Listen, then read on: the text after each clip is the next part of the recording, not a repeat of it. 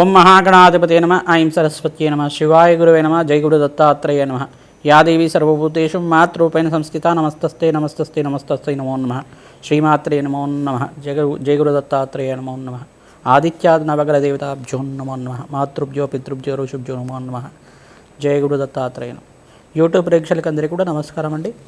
నేను పాలపర్తి గురునాథ్ శర్మ, జ్యోతిషం వాస్తు సిద్ధాంతిని. ఈ రోజున కంటెంట్ ఏంటంటే ప్రధానంగా చూసుకుంటే ఈ యొక్క శనీశ్వరి యొక్క దోష నివారణార్థం మేషాది ద్వాదశ రాశుల వాళ్ళు విశ్వవసన సంవత్సరం వైశాఖ మాసంలో ప్రధానంగా ఎటువంటి దోషాలకి పరిహారం చేసుకోవాలి. ప్రధానంగా శనీశ్వరు యొక్క కారకత్వాలు చూసుకుంటే శనీశ్వర జయంతి అంతా కూడా ఈ యొక్క వైశాఖ మాసం అమావాస్య రోజున సంభవిస్తుంది. 27వ తారీఖు, మే నెల 27వ తారీఖు సంభవిస్తుంది. కావున ప్రధానంగా మేషాది ద్వాదశ రాశుల వాళ్ళు ఎవరికైతే కనుక ప్రధానంగా ఈ యొక్క ఏలినాటి శని ప్రభావం కానీ, అర్ధాష్టమ శని ప్రభావం కానీ, అష్టమ శని ప్రభావం కానీ, జాతకరీత్యా గోచార రీత్యా కానీ మీకు జన్మజాతకంలో శని దోషాలు కానీ ఉంటే కనుక శనీశ్వర దోష నివారణార్థం అంతా కూడా కర్మఫలదాతైన శనీశ్వరుడు అంతా కూడా యోగకరంగా ఉంటే విపరీత రాజయోగానికి కారణమవుతాడు. ఎప్పుడైనా శనీశ్వరుడు ఎప్పుడైనా కానీ శనీశ్వరాయ నమ శనియా అని చెప్పేసి అంటే శనీశ్వరుడు ఎప్పుడైనా కానీ మెల్లిగా నడిచేవాడు, నెమ్మదిగా నడిచేవాడు, మందగమనుడు అని చెప్పేసి అంటారు. ఆయనంతా కూడా నిదానంగా నడిచేవాడు. ఎప్పుడైనా కానీ శనీశ్వర గోచార సంచారం అంతా కూడా ప్రతి రాశి నుంచి ఇంకో రాశికి మారడానికి 2.5 సంవత్సర కాలం ఉంటుంది. ఎప్పుడైనా కానీ ఆ 2.5 సంవత్సర కాలంలో ఈ యొక్క దశ విధానంగా వాళ్ళకంతా చూసుకుంటే ఈ యొక్క వ్యయ స్థానంలో, జన్మస్థానంలో, మళ్ళీ ద్వితీయ స్థానంలో అంతా కూడా సంచారం చేసినప్పుడు గోచార రీత్యా శనీశ్వర సంచారం జరిగినప్పుడు ఏలినాడి శని ప్రభావం అనేది ఆయా రాశుల వాళ్ళకి వస్తుందని చెప్పేసి అని చెప్పడం జరుగుతుంది. ప్రధానంగా శనీశ్వరుడు అంతా కూడా చూసుకుంటే శనీశ్వర జయంతి అంతా కూడా ఈ యొక్క వైశాఖ మాసం అమావాస్య రోజున సంభవిస్తుంది. కావున ఆ రోజున మేషాది ద్వాదశ రాశుల వాళ్ళు ప్రధానంగా శనీశ్వర ప్రీతికరంగా తైలాభిషేకం చేయించుకోవడం మరియు తిలలు దానం చేసుకోవడం, ప్రధానంగా కొత్త బట్టలు కానీ దానం చేసుకోవడం వల్ల, బ్రాహ్మణోత్తం కంతా కూడా సంకల్పపూర్వకంగా దానం చేసుకోవడం వల్ల వాళ్ళ జాతక రీత్యా కానీ గోచార రీత్యా కానీ శనీశ్వర దోష పరిహారం జరిగి అష్టేశ్వర యోగం కలగడానికి శనీశ్వరుడు ఎప్పుడైనా కానీ రాజయోగ కారకుడు ఎప్పుడైనా కానీ శనీశ్వరుడు ఇచ్చిన ఐశ్వర్యం ఏ గ్రహం కూడా ఇవ్వలేదని చెప్పేసి మనకు జ్యోతిష పరిభాషలో చెప్పడం జరుగుతుంది. విపరీత రాజయోగానికి కారణం ఎప్పుడైనా కానీ శనీశ్వరుడు అంతా కూడా రాజయోగ కారకుడు అని చెప్పేసి చెప్పడం జరుగుతుంది. కావున ఈ దోష పరిహారార్థం అంతా కూడా శనీశ్వర చరిత్ర అంతా కూడా వినడం వల్ల జన్మ ఇతిహాసంలోకి వెళ్తే కనుక ప్రధానంగా ఛాయా మార్తాండ సంభూతుడైన శనీశ్వరుడు ఇతిహాసం చూసుకుంటే కనుక సూర్యనారాయణ స్వామి యొక్క సూర్యలోకంలో అంతా కూడా నివాసం ఉన్నప్పుడు సూర్యనారాయణ స్వామి భార్య పేరు అంతా కూడా సంధ్యాదేవి.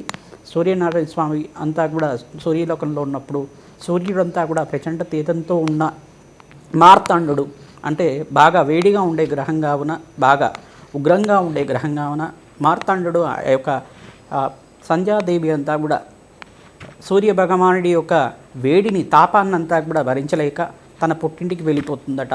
పుట్టింటి అంటే ఇక్కడ చూసుకుంటే విశ్వకర్మ యొక్క కుమార్తె సంధ్యాదేవి. ఆ సంధ్యాదేవి అంతా కూడా తన పుట్టింటికి వెళ్ళి తండ్రికి అంతా కూడా ఆమె పడే కష్టం అంతా కూడా చెప్పిందట.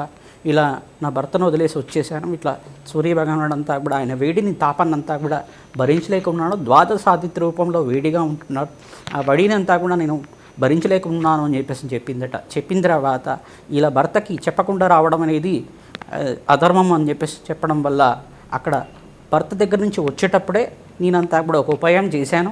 ఆ సూర్యలోకంలో అంతా కూడా నా యొక్క ఛాయ ఒక నీడనంతా కూడా ప్రాణప్రతిష్ఠ చేసి దానికంతా కూడా ఒక రూపంలాగా చేసి నా ప్రతిరూపంలాగా ఒక ఛాయాదేవినంతా కూడా నా యొక్క నీడనంతా కూడా ఛాయాదేవి రూపంలో అక్కడ ఒక స్త్రీ రూపంగా అక్కడ ఉంచేసి నేను వచ్చాను. ఎటువంటి మాట అనేది రాదు నాకంతా కూడా, ఇటువంటి ఉపాయం చేశాను నేను అని చెప్పేసి తన తండ్రి అయిన విశ్వకర్మకంతా కూడా చెప్తుంది సంధ్యాదేవి అంతా కూడా.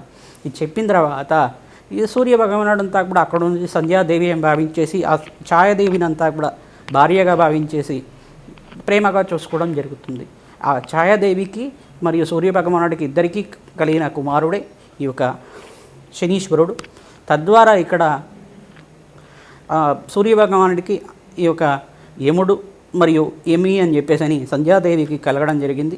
ఇటువంటి సూర్య భగవానుడి ఇతిహాసం అంతా వినడం వల్ల శనీశ్వరుడి ఒక జన్మ ఇతిహాసం వినడం వల్ల సకల గ్రహదోష నివారణ జరుగుతుంది, సర్వత్రా జయం కలుగుతుందని చెప్పేసి అని. మరియు ఇక్కడ విశ్వకర్మ సంధ్యాదేవి యొక్క తండ్రి విశ్వకర్మ అంతా కూడా సంధ్యాదేవి అంతా కూడా కోపంతో వచ్చావు, నువ్వంతా కూడా భర్తకు చెప్పకుండా వచ్చావు అని చెప్పేసి అనడం వల్ల ఇక్కడ శాపం పెట్టడం, నువ్వంతా కూడా భూలోకంలో ఈ యొక్క అశ్వరూపంలో అంతా కూడా విహరిస్తూ ఉంటావు అని చెప్పేసి శాపం పెట్టడం. ఈ యొక్క ద్రివిదేవ దృష్టితోటి ఈ యొక్క సంధ్యాదేవిని అంతా కూడా నువ్వు సంధ్యాదేవి వెతుక్కోవడానికి సూర్యభగవానుడు అంతా కూడా ముల్లోకాలు తిరుగుతున్న సమయంలో దివ్య దృష్టితోటి చూస్తాడనమాట. ఇక్కడ ఉండేది సంధ్యాదేవి కాదు, ఛాయగా భావించి ఆ విషయమంతా కూడా తెలుసుకున్న తర్వాత, ఈ విషయమంతా కూడా తెలుసుకొని అక్కడ విశ్వకర్మ అంతా కూడా చెప్పిన తర్వాత, విరాట్ విశ్వకర్మ అంతా కూడా దేవతల యొక్క శిల్పి అనమాట. అటువంటి శిల్పి అంతా కూడా చెప్పిన తర్వాత దివ్య దృష్టితో తెలిసిన విషయమంతా కూడా తెలుసుకొని తన తాపాన్ని తగ్గించుకోవడానికి ఉపాయం చెప్పమని చెప్పేసి విశ్వకర్మని అడిగిన తర్వాత ఆయన వేడిలో శక్తిలో ఉండే 10వ వంతు కానీ తీసుకొని దేవతల యొక్క అస్త్రాలకంతా కూడా దారపోయడం వల్ల కొంచెం శక్తి తగ్గుతుంది, మళ్ళీ పెరుగుతూ ఉంటుంది. తద్వారా నా యొక్క కుమార్తెకంతా కూడా ఉపశమనం జరుగుతుందని చెప్పేసి భావించిన తర్వాత, తద్వారా ఈ యొక్క ఇతిహాసం అంతా కూడా చూసుకుంటే అశ్విని రూపంలో సంధ్యాదేవి అంతా కూడా భూలోకంలో విహరిస్తూ ఉండడం, ఈ యొక్క సూర్య భగవానుడు కూడా అశ్వరూపంలో అంతా కూడా విహరించడానికి వెళ్ళి అక్కడ సంధ్యాదేవిని అంతా కూడా మళ్ళీ సూర్యలోకం తీసుకురావడానికి ప్రయత్నం చేయడం, అక్కడంతా కూడా వారి ప్రేమకి చిహ్నంగా సూర్యనారాయణ స్వామికి మరియు సంధ్యాదేవికి అశ్వరూపంలో ఉండే వాళ్ళిద్దరికి కూడా అశ్విని దేవతలైన దేవతలంతా కూడా కవల పిల్లలు, మొదటి కవల పిల్లలంతా కూడా సూర్యనారాయణ స్వామికి సంధ్యాదేవికి అంతా కూడా కలవడం, అశ్విని దేవతలంతా వాళ్ళంతా కూడా దైవ వైద్యులు, వాళ్ళంతా కూడా అమృతానికంతా కూడా అధిష్టాన దేవతలుగా ఉండడం, సకల యజ్ఞాలకంతా కూడా అధిష్టాన దేవతగా ఉండడం, తదాస్తు దేవతలు అని చెప్పేసి అంటారు. వాళ్ళంతా కూడా అశ్విని దేవతలంతా కూడా ఈ యొక్క సూర్య కుటుంబం చరిత్ర అంతా కూడా వినడం వల్ల, ఈ యొక్క మరియు యముడి యొక్క చరిత్ర వినడం వల్ల, మరియు ఇక్కడ శనీశ్వరుడు జయంతి రోజున శనీశ్వరుడు యొక్క జన్మ ఇతిహాసం అంతా కూడా తెలియడం వల్ల వాళ్ళకంతా కూడా మంచి జరుగుతుంది. శనీశ్వరుడు జనించగానే నేనంతా కూడా ఈ యొక్క కర్మఫలదాతగా నియమించడం, పరమేశ్వరుడు అంతా కూడా ఒక శక్తి అనేది వాళ్ళకి ఈ యొక్క గ్రహమండలంలో ప్రధానమైన గ్రహంగా ఒక ఉచితమైన స్థానాన్ని ఇవ్వడం, మరియు తన తండ్రితోటి కోపంతో ఉండడం వల్ల తన తండ్రి మీదే తన శక్తి అంతా కూడా ప్రయోగించడం, శనీశ్వరుడు అంతా కూడా ప్రయోగించడం వల్ల ఇది తప్పని చెప్పేసి వారించిన పరమేశ్వరుడు అంతా కూడా సామరస్యంగా మాట్లాడడం, మరియు శనీశ్వరుడు అంతా కూడా ప్రధానంగా చూసుకుంటే కర్మఫలదాత. ఎవరు ఏ కర్మ చేస్తే వాళ్ళకి ఆ కర్మని ఇచ్చే దేవుడిగా కర్మఫలదాతగా ఉండడం, నిర్దిష్టమైన సమయంలో వాళ్ళకంతా కూడా శని మహర్దశ వచ్చినప్పుడు కానీ, శని అంతర్దశ వచ్చినప్పుడు కానీ ఎటువంటి కర్మనికి వాళ్ళకు అనుభవించాలో వాళ్ళకంతా కూడా ముందుగానే కర్మ శేషాన్నంతా కూడా ఇవ్వడం, పూర్వజన్మ కృతం పాపం వ్యాధి రూపేణ పీడిత అని చెప్పేసి అంటుంది వేదం అంతా కూడా. పాపకర్మనంతా కూడా అనుభవించాలంటే వ్యాధి రూపంలో కానీ దుఃఖ రూపంలో కానీ పోవాలని చెప్పేసి అటువంటి కర్మలంతా కూడా ఇచ్చే దాతగా, అఖండమైన ఐశ్వర్యాన్ని ఇచ్చే దాతగా, రోగపీడ నుంచి బయటపడడానికి శనీశ్వర ఆరాధన చేసుకున్న వాళ్ళకి ప్రశాంతమైన గ్రహంగా, నెమ్మదంగా నడిచే గ్రహంగా, ప్రధానంగా మందగమనుడు అంటారు ఆయనంతా కూడా నెమ్మదంగా నడిచే గ్రహంగా ఉంటుందన్నమాట. ఇటువంటి శనీశ్వరుడు అంతా కూడా తత్వాన్ని తెలుసుకుంటే ఎవరూ భయపడ్డారు. అసలు శనీశ్వరుడు అని చెప్పేసి అందరూ కూడా భయపడుతూ ఉంటారు. అసలు శనీశ్వరుడు అంటే అసలు భయపడడానికే లేదు. ప్రధానంగా చూసుకుంటే సాక్షాత్ పరమేశ్వరుడే తన ప్రభావం అంతా కూడా చూపించారు. చెట్టు త్వరలో దాక్కున్నాడు పరమేశ్వరుడు అంతా కూడా. ఆ శనీశ్వరుడునంతా కూడా ఈ యొక్క దోష నివారణార్థం, ఎవరి జాతకంలో కనుక శనీశ్వరుడు దోషంగా ఉంటే కనుక వాళ్ళ జాతకంలో దోష నివారణార్థం అంతా కూడా ఈ చరిత్ర వినడం వల్లనే శని మాత్రం చేతని వాళ్ళకంతా కూడా ఇతిహాసం, జన్మ ఇతిహాసం, శనీశ్వరుడు యొక్క జన్మ ఇతిహాసం అంతా కూడా వినడం వల్ల సకల గ్రహ దోష నివారణ జరుగుతుంది. ఏళ్ళనాటి శని ప్రభావం కానీ, అర్ధాష్టమ శని ప్రభావం కానీ, అష్టమ శని ప్రభావం కానీ పటాపచలైపోతుంది.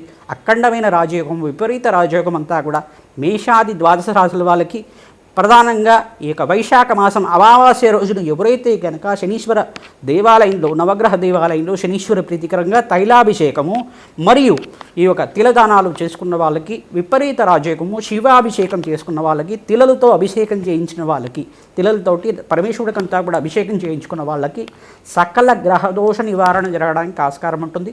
ప్రధానంగా మీరంతా కూడా హనుమత్ ఆరాధన చేసుకున్న వాళ్ళకి కానీ, లక్ష్మీ నరసింహస్వామి ఆరాధన చేసుకున్న వాళ్ళకి కానీ ప్రధానంగా ఎటువంటి శనిగ్రహ పీడ అనేది ఉండదన్నమాట. వాళ్ళంతా ప్రధానంగా ఏం చేయాలంటే, శనిగ్రహం దోషకారకంగా ఉంది, మేమంతా కూడా పాపభయిష్టంగా మా పాపకర్మంగా అంతా కూడా నివారణ చేసుకునే ప్రయత్నం చేసుకుంటాం. కష్టాల్లో ఉన్నాం, ఆర్థిక ఇబ్బందులు ఉన్నాం, అకాల కష్టాలంతా కూడా అనుభవిస్తున్న వాళ్ళు ప్రధానంగా వీరు చేయాల్సిన దేవతారాధన చేయాలి.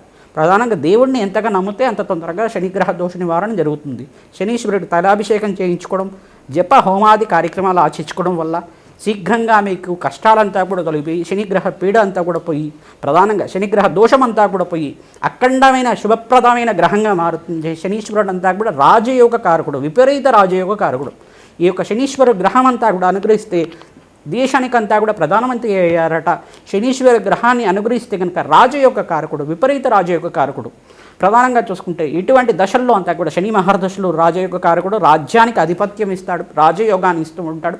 అంతర్దశలో కనుక శని యోగకరంగా ఉంటే అఖండమైన ఐశ్వర్యం వస్తారు, వ్యాపారం అభివృద్ధి అవుతుంది. శనీశ్వర దోషమంతా కూడా ప్రధానంగా ఏలినాటి శనిలో వివాహాది శుభకార్యాలు జరిగిన వాళ్ళు చాలామంది ఉంటారు. ప్రధానంగా ఇటువంటి ప్రభావం అంతా కూడా వాళ్ళకి కర్మఫలదాత ఎటువంటి కర్మాన్ని ఇవ్వాలో ఆ కర్మాన్ని ముందుగానే వాళ్ళకంతా కూడా ఇవ్వడం, ఇక్కడే పాపకర్మనంతా కూడా అనుభవించేగా చేయడం, భ్రాంతిగా కర్మశేషం అంతా కూడా స్వల్పంగా అయ్యే విధంగా అనుగ్రహించడం. దేవతలు వాళ్ళంతా కూడా దేవతలు ధ్యానిస్తే కొలుస్తే కనుక అఖండమైన వరాలు ఇచ్చే దేవతలు కావున ఎటువంటి భయపడాల్సిన అవసరం లేదు. ప్రధానంగా శనీశ్వర దోష నివారణార్థం మీరు చేయాల్సింది ఏంటంటే శనీశ్వర స్తోత్రాన్ని చేసుకోవడం. ప్రధానంగా శనీశ్వర ప్రీతికరంగా పిప్పలాద ఋషి యొక్క చరిత్రని వినడం, పిప్పలాద ఋషి కృత శనీశ్వర స్తోత్రాన్ని వినడం కానీ శనీశ్వర కవచాన్ని వినడం కానీ చదవడం కానీ చేయండి. శీఘ్రంగా మీ జాతకంలో ఎటువంటి గ్రహదోషాలున్నా కానీ పోవడానికి ఆస్కారం ఉంటుంది.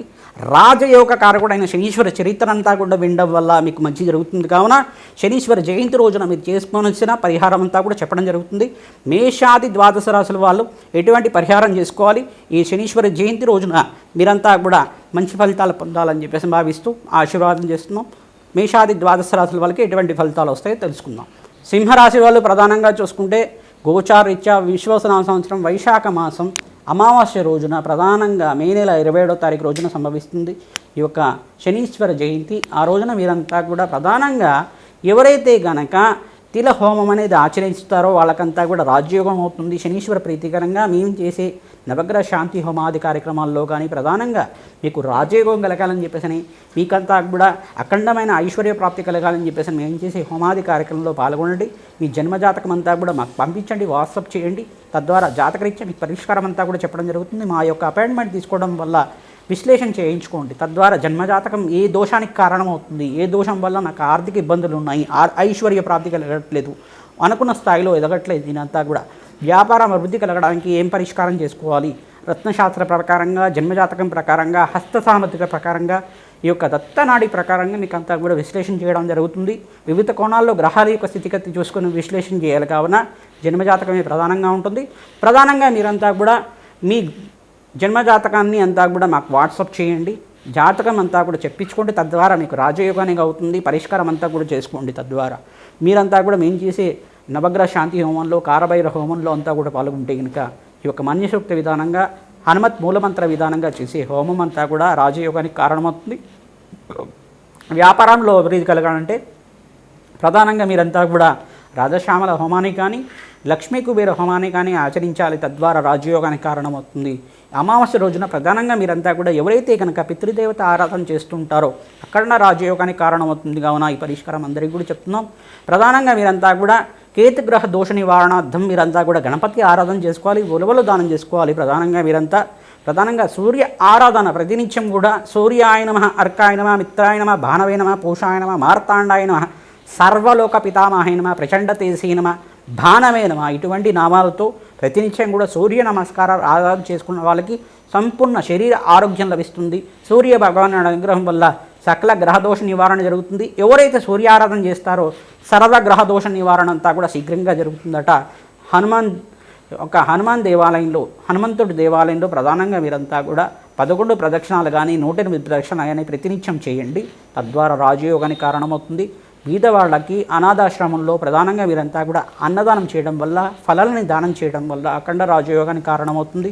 ప్రతినిత్యం కూడా జన్మజాతకమే ప్రధానంగా ఉంటుంది. కావున మీ జన్మజాతకంలో దోషకారిగా ఏమైనా గ్రహాలు ఉంటే కనుక నవగ్రహ శాంతి హోమాది కార్యక్రమాలు చేసుకోవడం, కాలభైరవ హోమం చేసుకోవడం వల్ల, హనుమత్ మూలమంత్ర హోమాది కార్యక్రమాల్లో పాల్గొనడం వల్ల సర్వగ్రహ దోష నివారణ జరుగుతుంది. కావున అష్టమ శ్రేణి దోషం అనే దోషం ఉంది మీకంతా కూడా. సింహరాశి వాళ్ళు ప్రధానంగా మీరు అష్టమ శని దోష నివారణం శనీశ్వర ప్రీతికరంగా తైలాభిషేకం చేయించుకోవాలి. తద్వారా మీకంతా కూడా రాజయోగాన్ని కలిసి వస్తుంది.